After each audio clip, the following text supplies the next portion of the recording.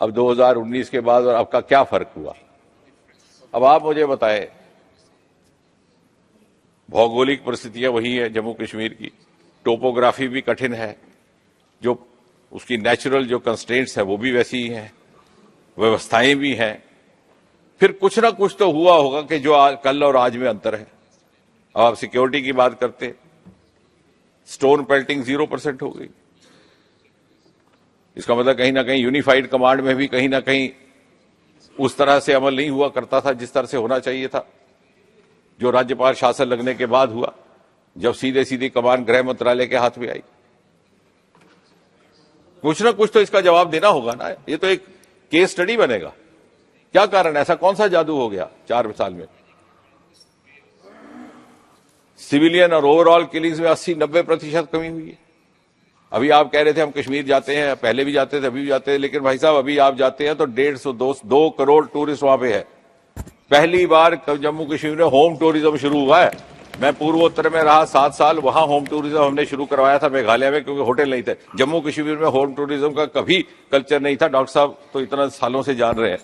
इतना टूरिस्ट आया इस बार कि लोगों ने अपने दरवाजे किवाड़ खोल दिए, फिर भी उसकी गुंजाइश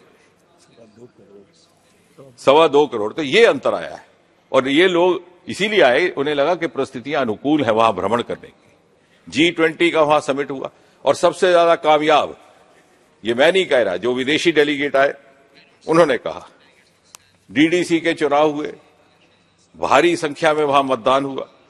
वो जमाना जाता रहा जब 10% मतदान होता था। अब ये तो सामने है, ये तो आंकड़े चढ़े हैं, ऑन रिकॉर्ड है। इसमें मैं कुछ ऐसा नहीं कह रहा, और मैं कहना भी नहीं चाहता, क्योंकि मेरी क्या मजाल कि मैं इतने सीनियर लोगों को खफा करूं। I am just reading out the facts which are registered in the records. Centre की स्कीमों का लगना अभी हुआ। ये Ujjwala, Ayushman, J&K is the first union territory और first state in the country which has implemented 100% universal Ayushman. अब उन स्कीम्स में मैं नहीं जाऊंगा, गृह मंत्री जी के जवाब में आपको मिल ही जाएंगे। अब कश्मीरी, आप गवर्नेंस की बात करते हैं, उसमें तो कोई दिक्कत नहीं थी, कश्मीर की छवि का कुछ नहीं था। इंटरव्यू की प्रथा मोदी जी ने जनवरी 1, 2016 में देश भर में समाप्त कर, ताकि सरकारी नियुक्तियों में, मैं आपको एक उदाहरण दे रहा हूं कि सरकारी नियुक्तियों में लेवल प्लेइंग फील्ड रहे, क्योंकि ये शिकायत आया करती थी कि 100 अंक मिलते थे किसी को रिटर्न में, उसको फेल कर दिया जाता था इंटरव्यू में, इंटरव्यू 100। जम्मू कश्मीर में ये कानून लागू हुआ राज्यपाल शासन लगने के बाद, नहीं लगाया गया 370 की आड़ में कि भाई अपने लोगों को कैसे हमने नियुक्तियां देनी है। ये एक छोटा सा मैं आपको उदाहरण दे रहा हूं। सेल्फ अटेस्टेशन अब वहां लगी, अब तो खैर और भी बहुत सारे सुधार हो रहे हैं। और कश्मीरी पंडितों की प्रतिनिधित्व को लेकर के ये बात है। I think after the partition of India, which of course was between two newly, after the creation of Pakistan, the biggest exodus which has ever happened is Kashmir, and that too within the country, though it doesn't have the equal parallel with 1947, because that was partition resulting from the creation of a separate state. But here within the country, you had displacement of such a huge population, leaving their homes and hearths overnight. और अगर उनको प्रतिनिधित्व दिया गया है, तो क्या ये हमारी जिम्मेवारी नहीं, सामूहिक, कोई भी राजनीतिक दल क्यों ना हो, नेशनल कॉन्फ्रेंस क्यों ना हो, भारतीय जनता पार्टी क्यों ना हो, कांग्रेस क्यों ना हो, is it not our collective responsibility to restore that sanctity and that culture and tradition of Kashmir, for which Kashmir is known all over the world? And is that possible in the absence of Kashmiri Pandit? Kashmiri Pandit की अनुपस्थिति में क्या वो कश्मीर की रिवायत और कश्मीर की तहजीब और संस्कृति, जिसके लिए कश्मीर दुनिया भर में जाना जाता था, वो तो अगर ये करा जा रहा है तो इसमें दिक्कत क्या है, इसमें आपत्ति क्या है? और बात आई लद्दाख की, जयमियांग जी ने बात की बहुत सारी स्कीम्स की, लेकिन एक महत्वपूर्ण बात वो भूल गए, तो मैं जोड़ दूं कि सबसे पहली बार यूनियन टेरिटरी की मांग लद्दाख का एक डेलीगेशन लेकर के आया था दिल्ली में सन 1948 में, तत्कालीन प्रधानमंत्री पंडित जवाहरलाल नेहरू जी से मिला। तब से लेकर आज तक 70 साल में गया, कई प्रधानमंत्री आए गए, कई सरकारें आई गई। शायद ये हमारी किस्मत में था, लद्दाख की किस्मत में था कि मोदी जी प्रधानमंत्री बने और फिर Ladakh union territory. This is a fact of history. This can be checked. So these are the political sequence which makes us believe otherwise. अब बहुत ज्यादा इसमें बात नहीं करनी है, लेकिन दादा ने अभी श्यामा प्रसाद मुखर्जी की बात की। श्यामा प्रसाद मुखर्जी की शहादत के बाद जंग हुआ वहां पर, और अगर जैसे मैंने कहा कि series of Nehruvian acts of omission commission, अगर आकाशवाणी भवन जाकर के Nehru ji unilateral cease fire declare ना करते बिना अपने मंत्रिमंडल से परामर्श किए हुए, तो आज ये पाक अधिकृत जम्मू कश्मीर का हिस्सा होता, भारत का हिस्सा होता, ये पीओजे के अलग ना होता। और आज गृह मंत्री को उनके लिए नॉमिनेशन सीट नहीं लानी पड़ती, जो आज इस विधेयक में आ रहा है ना कि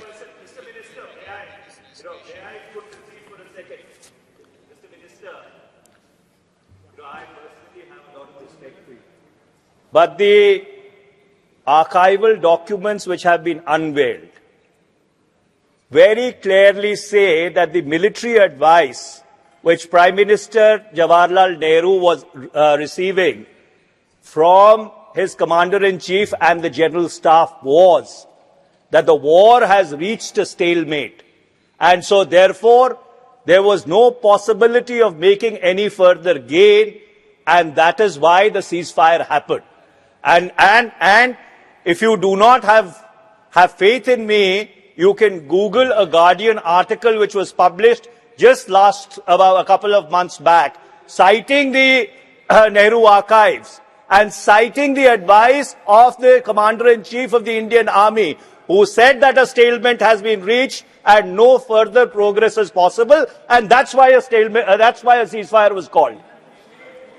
Yes, I fully trust you. See, दादा, no, I'm not yielding. नहीं, अभी नहीं. एक मिनट बात होने दो, ऐसा नहीं है. Manish ji, I fully trust you, but I am not allowing myself, I will not allow myself to get distracted by this tilted argument. The fact is that the head of government is Prime Minister, so it is the responsibility of the Prime Minister. हमने तो यही कहना ना कि प्रधानमंत्री ने जाके cease fire का घोषणा की, हमने ये नहीं कहना कि उसको रसोई घर में किसी ने सलाह दी थी या किसने दी थी या उसको कसूरवार ठहराएगी. The ultimate responsibility will lie on the head of the state and the first minister of the country. See what I am trying. See, देखिए Manish ji, that subject will come up. No. See, that subject. Minister Yes. Diwali, So the entire country is watching this debate. Yes. We Thank should you. not shift the blame here and there. Thank you. Because these are not happened in the British rule. This matter will come up for discussion if tomorrow somebody decides to hold an investigation into why Prime Minister Nehru went and declared ceasefire. Then we can give this argument that so and so advised him, he was misguided, etc., etc. But the matter of fact is, as the whole world saw, it was Prime Minister speaking on the Kashmir. So that's what the entire world knows. Anyway.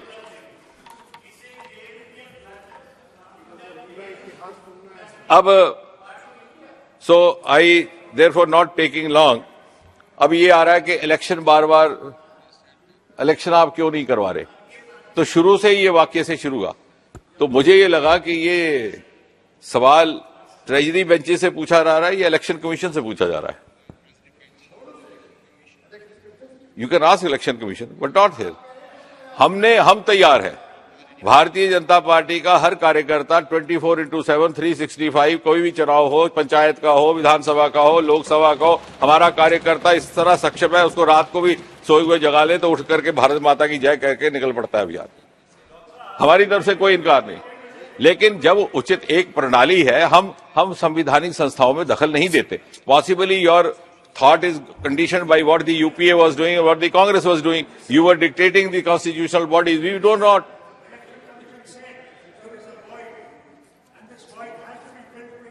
To hold election. Yes. So whenever. Why you not hold? Yes, sir. Absolutely, sir. Whenever election commission announces, we are ready. We are ready, sir. We are ready. Honorable members, tomorrow, I think that tomorrow Home Minister is going to reply. So, now I'm going to conclude. The legitimate questions were asked by Manish and you. I think that answer will be given by the Home Minister tomorrow. Yes. Prohibition, anything from this government part? No. Whether any prohibition that the government would not be able to persuade the election commission that the situation has come to such a pass that election needs to be held? Now I am concluding. Election Minister Commission is participating in the debate. The reply has to be given by the minister. Already questions were raised. Election Commission has its own mechanism of gathering inputs as per its requirement and then take a final call. So let's all of us trust the wisdom of Election Commission and not appear to be interfering in its functioning. Maybe UPA was doing it, Congress was doing it, they think we also do that, but we don't. So I think at the end, अब ये कहा जा रहा है कि अब election नहीं हो रही, संविधान नहीं लागू हो रहा, लोकतंत्र नहीं हो रहा, but we were the party which introduced 3-tier system in the, I am concluding by that. DDC का चुनाव पहली बार 65 साल के बाद, 70 साल के बाद जम्मू कश्मीर में हुआ, तो अब हुआ, आज से 3 साल पहले, 4 साल, तो वो उसमें क्या रुकावट थी? No sir, that's a fact. You didn't have Zilla Parishads before. Why? And the parties which were ruling were swearing by autonomy, were swearing by self-rule. So how can autonomy be conceivable unless it is autonomy at the ground? To me, to any student of democracy, the self-rule means rule of the ground, of the grassroots. Autonomy has to be born from the grassroots. So not autonomy of the family or self-rule of the family. We have given true self-rule to Jammu Kashmir. We have given true autonomy to Jammu Kashmir. And therefore, please trust us. What happens in future also will be in the best interest of the people of Jammu and Kashmir. We are now heading into very crucial 25 years before we end up in 2047.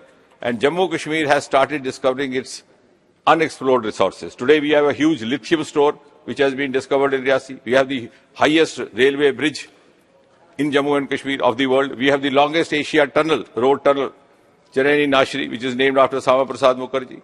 We have the purple revolution which is being talked over all over the world, born from Jammu and Kashmir, Gulmarg and Bhadrawa, the lavender. So many new avenues and resources which had remained unexplored earlier, thanks to Prime Minister Modi's drive, his push, and also the technology, that we are discovering that. And I'm sure in the next 25 years, when India reaches that pedestal which we have envisaged, Jammu Kashmir is going to add maximum value to achieve that target. So we have a very critical role. I think I call upon all of us to become a party of that journey of ascent of India, of which Jammu and Kashmir is going to play a lead role. Thank you.